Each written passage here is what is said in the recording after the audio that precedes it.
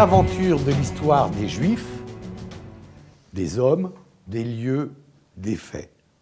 Une émission en tandem avec Marilyn Medioni et Richard Ossin. Aujourd'hui, le Nili. Alors effectivement, aujourd'hui, nous allons vous parler du Nili. Alors tu vas nous expliquer, nous allons vous expliquer qu'est-ce que c'est le Nili. Il a été essentiel, en tout cas, à la déclaration Balfour et à la reconnaissance d'Israël. Alors le Nili est un réseau d'espionnage dans l'Yishuv au profit de la Grande-Bretagne pendant la Première Guerre mondiale, alors que les Juifs étaient menacés par les autorités ottomanes. Ces informations sont déterminantes pour la victoire britannique. Une histoire étonnante et une histoire de famille.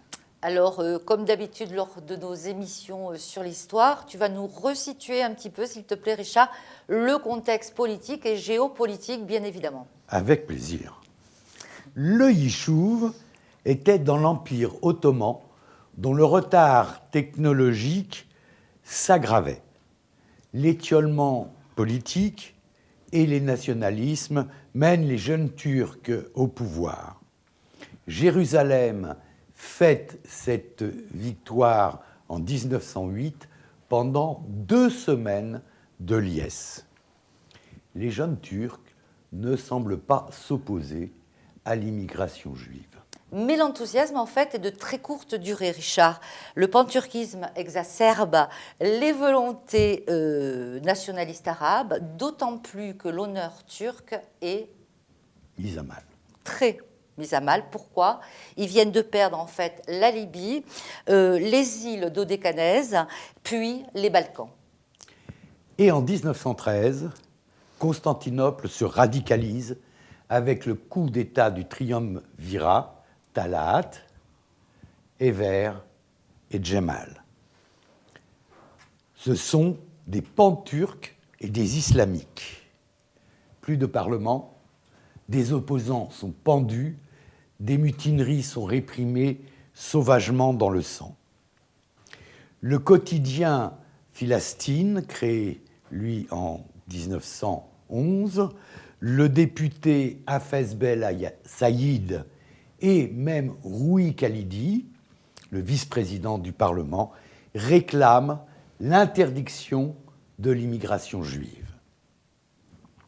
Pour leur part, les Juifs croient que les Arabes pourraient les estimer susceptibles d'améliorer leur sort dans la nation moderne, démocratique et égalitaire qu'ils sont en train de créer. On est toujours aveuglé par ces rêves, surtout ces rêves de paix et de prospérité. Et pourtant, avec les Alias, les Juifs développent le pays, ils cultivent la terre, ils créent des institutions pour tous. Des syndicats, des écoles d'infirmières, des hôpitaux, une école de médecine, un réseau de dispensaires, une soupe populaire pour les Juifs et les Arabes, bien évidemment, un ternion à Haïfa, que l'on connaît jusqu'à aujourd'hui, sans compter, bien évidemment, la fameuse et réputée école, donc une académie des beaux-arts à Jérusalem, qui n'est autre que l'école Betzalel, que l'on connaît jusqu'à aujourd'hui, comme je le disais. Mais la situation politique n'est pas vraiment idyllique, et pas seulement dans le Yishuv. Oui, puisque déjà au Maroc, des émeutes anti-juives éclatent. Ça, c'est en 1912. 3 jours de pillage, des massacres, des viols, ce qu'on appellerait en Pologne un pogrom, puisque c'est exactement la même chose qui va se passer au Maroc. L'antisémitisme aussi sévit en Europe. En France, oui. Oui, tout à fait, comme d'habitude. Et à Kiev, en Russie, un procès a même été fait pour crime rituel. C'est l'affaire Bélis, ouais. Voilà, très connu, malheureusement. Les États-Unis abrogent à ce moment-là leur traité commercial de 1832 avec la Russie, qui refuse d'admettre les passeports d'Américains juifs. Incroyable, incroyable. Et les diplomates européens, de leur côté, avaient créé un réseau d'alliances mortifères. Il ne suffit plus que d'une étincelle qui fut l'assassinat de l'archiduc François Ferdinand à Sarajevo par des Serbes bosniaques. Alors, les alliances, évidemment, s'actionnent, s'enchaînent. D'un côté, la Triple Entente, de l'autre côté, la Triple Alliance, rapidement rejointe par l'Empire ottoman. Et la guerre embrase la planète. Alors, à ce moment-là, les Turcs vont confier l'organisation de l'armée ottomane à Berlin, après les échecs en fait, des offensives turques vers le Caucase. Le sultan déclare le djihad, la guerre sainte, le régime des capitulations est aboli, l'inquiétude s'empare en fait de toutes les minorités et ce ne sont que des persécutions et des massacres. À la Libye, de la présence de quoi? De volontaires arméniens et de Russes, le gouvernement turc organise la déportation et le massacre des Arméniens. Les protestations des puissances occidentales ne servent à rien, absolument à rien du tout. Protester, de toute façon, ne sert à rien. Comme d'habitude et comme à l'ONU. Tout à fait. Les dirigeants sionistes, de leur côté, Ben Gourion et Ben Tzvi, avaient d'abord conclu un accord avec le gouvernement turc pour lever une légion juive réservée à la défense de la population en cas d'attaque. Mais les Turcs annulent l'accord et poursuivent les sionistes.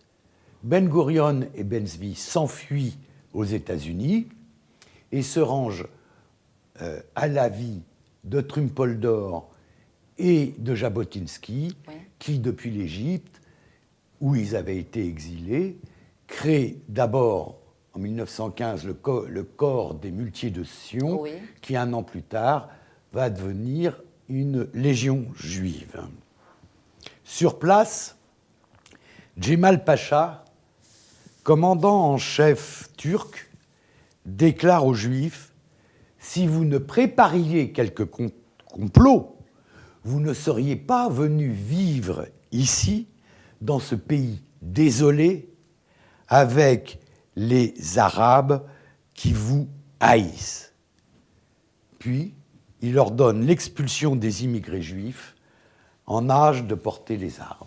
Alors là, on a fait un bref, j'ai envie de dire, tour du moment historique dans lequel on était au moment du Nili, mais pourquoi le Nili est né et qu'a-t-il fait exactement?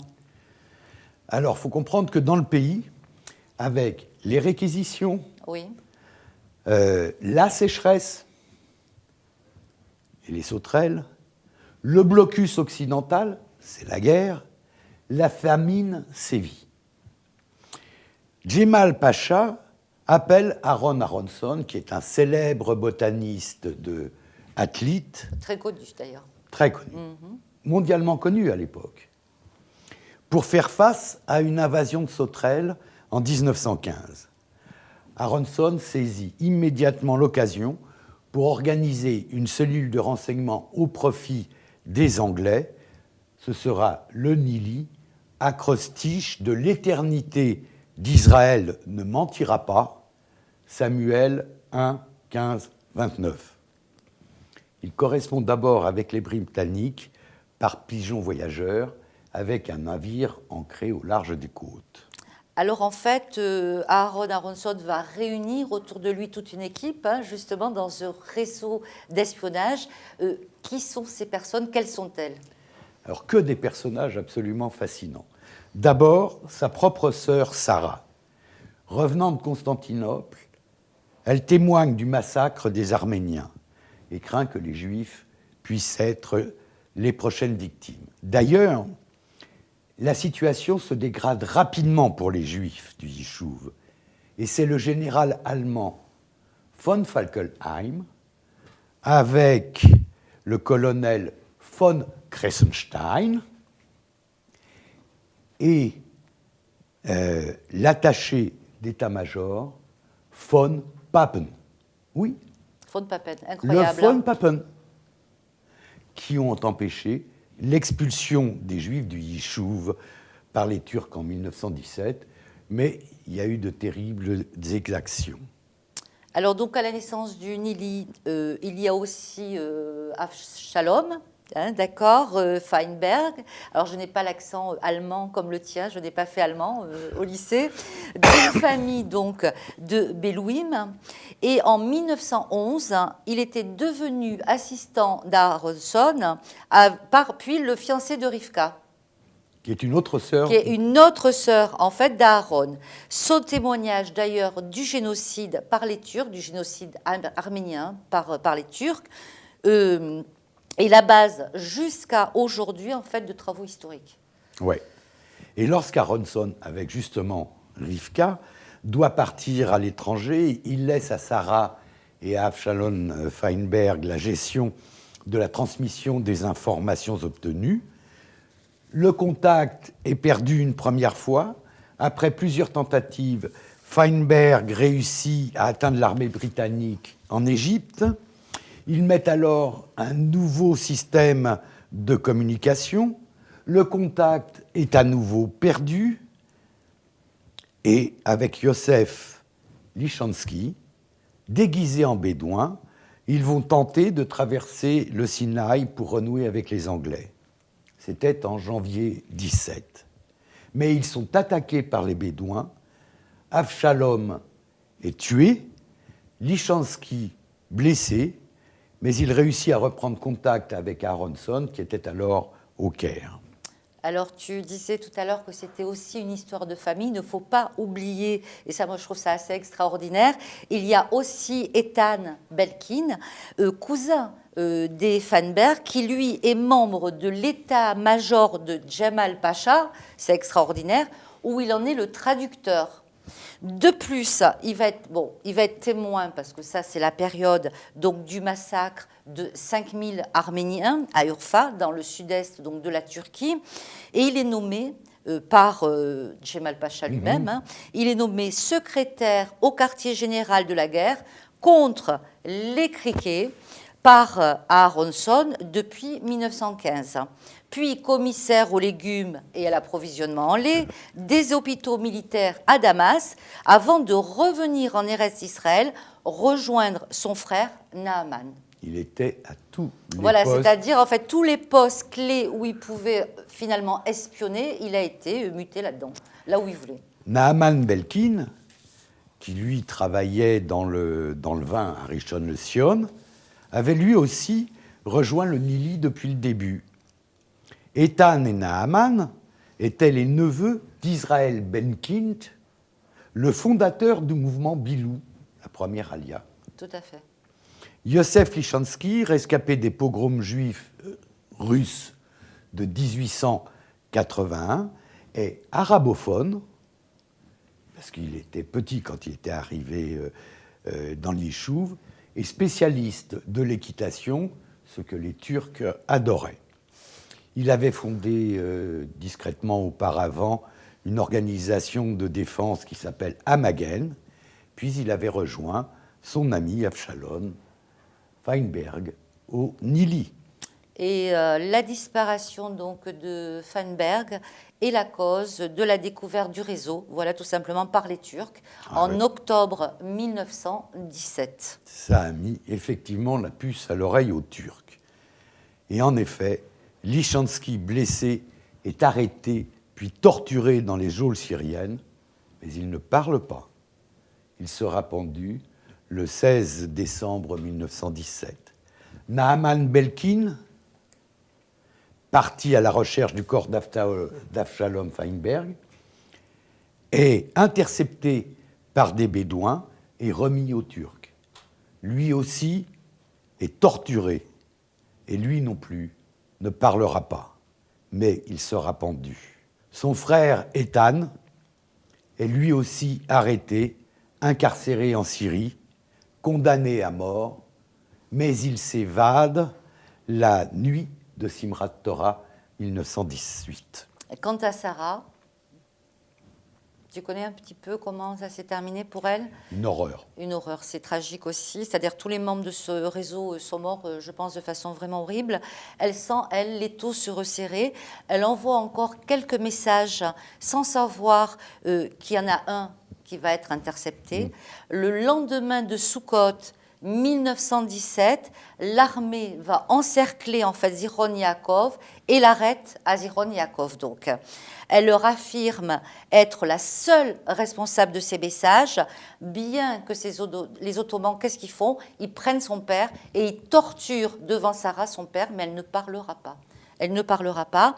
Aaron propose de s'échanger, bien évidemment avec elle, mais elle se suicide juste avant avec un pistolet caché dans la salle de bain et elle agonise pendant 3 jours. Personne, on ne la retrouvera pas, elle a 3 jours à agoniser. Et quant à sa sœur, Rivka, eh ben, toute sa vie, elle restera à pleurer Avshalom, dont la sépulture à l'ombre d'un palmier ne sera retrouvée qu'en 1967, après la guerre des 6 jours, en fait. Alors, évidemment, le réseau est démantelé, mais les informations transmises permettent aux Anglais, sur les conseils d'Aaron, de contourner les tranchées de Cassa, où ils s'étaient cassés les dents 2 fois, et de s'emparer de Beersheva le 31 octobre 1917, dans une fantastique et romantique chevauchée vespérale de la cavalerie australienne. Mais la route de Jérusalem et de la victoire alliée était ouverte. Grâce au Nili, donc. Et le Nili est l'ancêtre du Mossad. C'était une émission du tandem Marilyn et Richard. À très vite sur le canal 14 du bouquet Anatel.